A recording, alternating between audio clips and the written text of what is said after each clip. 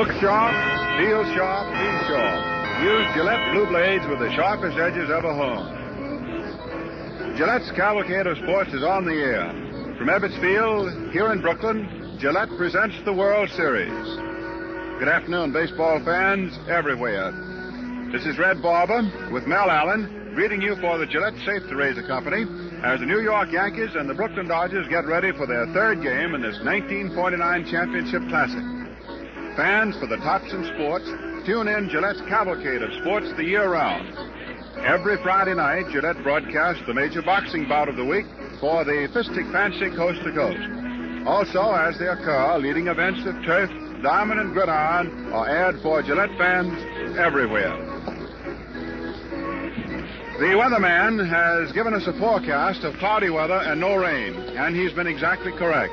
It is overcast and cloudy as the series switches over here to the heart of Flatbush, but the prediction is still no rain.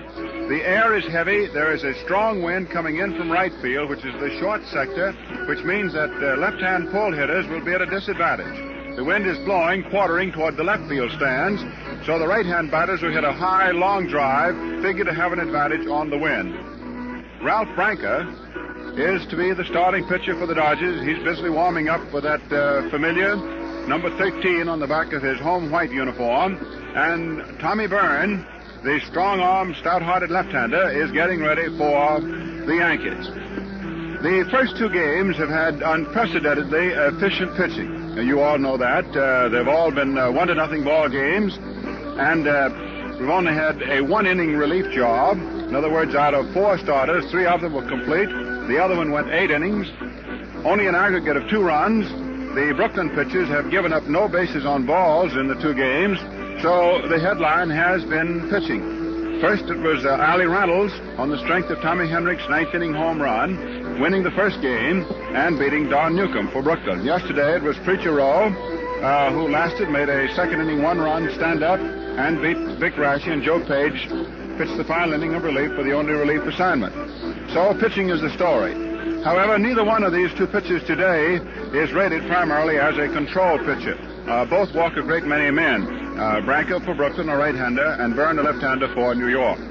In the regular season, Tommy Byrne won 15 and lost 7. Wildness was the thing that plagued him more than opposing hitters. He is a hard-ball, fast-ball pitcher with a solid curve, and he changes once in a while. Branca won 13, the number that matches his numeral that he wears, lost 5, and Ralph had sort of an in-and-out season. First he had arm trouble, and then he was wild, too, and threw a lot of home run balls. So the expectancy is that we'll have scoring today and certainly bases on balls. The umpires are coming onto the scene right now. There's a little meeting there in the Brooklyn bench. Some of the umpires visiting with manager Bert Schotten, and they're sort of grinning. Apparently there's some little joke between them. The crowd is all here. We checked with business manager Jack Collins of the Dodgers, and we can tell you right now the attendance will be between around 34,000 for this reason. There are about 32,000 reserved seats, and that 32,000, not 32,000 reserved seats, 32,000 seats. Now, of course, that includes the bleachers. The bleachers were closed off at 10 minutes of 11 this morning, about 2 hours ago. And there will be 2,500 standing room seats sold. That's all, the standing room tickets. So that is the crowd, and that's all there is to that. Now we'll go down the batting orders for you. As the series stands locked at a game apiece, for the Yankees, it is Rizzuto leading off at short. Each manager has changed his batting order quite a bit today. Rizzuto leads off as usual, and Henrich, as usual, is hitting number 2 and playing at first base. Berra, after being out with a swollen hand yesterday, is back in the ball game today. Berra, left-hand hitting catcher. Joe DiMaggio hitting 4th and playing center field. Bobby Brown gets the starting nod over Billy Johnson at third base. Brown at third, also a left-hand batter. Branca, right-hander, starting for Brooklyn.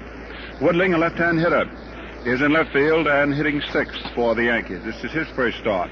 Umpires moving up to the plate now, and the batting orders will soon be presented. Mapes goes back to right field, left-hand hitter. Coleman at second base, hits 8, and the pitcher is Burns.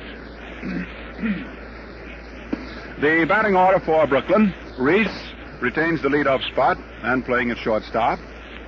Eddie Mixis, a right-hand hitter, with a left-hander starting for the Yankees for the first time in the series. Mixis starts at third. Carl Ferrello is hitting third and is back in right field and reports to manager Shotton that he feels a great deal better. He has a groin injury, that kept him out of the starting lineup yesterday. Hitting fourth, Jackie Robinson. Gil Hodges, the first baseman, is batting fifth. Louis Olmo, who finished in left field yesterday, is starting there today for Brooklyn, hitting sixth. Snyder in center field is batting seventh. Campanella catching and hitting eighth. And the pitcher is Ralph Branca. Now the public address announcer is handing out the batting orders to the spectators here in the ballpark. Both pitchers continue working. The 6 umpires are up there. Casey Stengel, the manager of the Yankees, is up there to present his batting order. Captain Reese, who brings the Brooklyn list up to these pregame meetings, has not yet come out of the Brooklyn dugout. I was talking to manager Stengel, and I asked him, I said, Casey, this ballpark evokes many memories for you, doesn't it? He said, yes. This ballpark here at Brooklyn evokes memories for me from the time that this park was first opened for a professional game. It was a preseason exhibition game, and he says, oddly enough, with the New York Yankees. I was then, back in 1913, I was then a member of the Brooklyn team. And he said, all of the ball players in 1913 thought that this was the last word in baseball park, and that the Marble Rotunda was, well, the most spectacular thing that ever would be. So time really changes, and that brought back to mind that Charlie Abbott's, back in those days when people accused him of having too fancy a park, used to say that baseball was only in its infancy. And judging by the way the crowds are swelling in attendance, etc., I guess the game is still in its infancy. Now we have Pee Wee Reese coming up with the Brooklyn batting order. The ground rules are being discussed. The 6 umpires in their working rotation. Art Passarella of the American League will be back at the plate on balls and strikes. Lou Jorda of the National League staff at first base. Cal Hubbard of the American League staff will be at second. And Beans Ridden of the National League will be at third. In the left field corner, National League umpire George Barr. And in the right field corner, American League umpire Ed Hurley. Now, with the scene shifting over to the National League Park, there is a change in baseballs, but it is not as much of a change as you might think. The last 2 days at Yankee Stadium, which is an American League Park, the baseballs were stamped with President Will Harridge's signature, and they were stamped with the American League. And the balls that will be used today and for the next 2 games here at Brooklyn, the National League Park, stamped with President Ford Frick's signature and the insignia of the National League. But Spalding makes them both, makes them on the same machines, and there is no difference between them. No difference at all. In other words, one is just the same as the other. The 2 starting pitchers, left-hander Byrne for the invading Yankees here at Ebbets Field, Brooklyn, and right-hander Ralph Branca, both continue toiling along.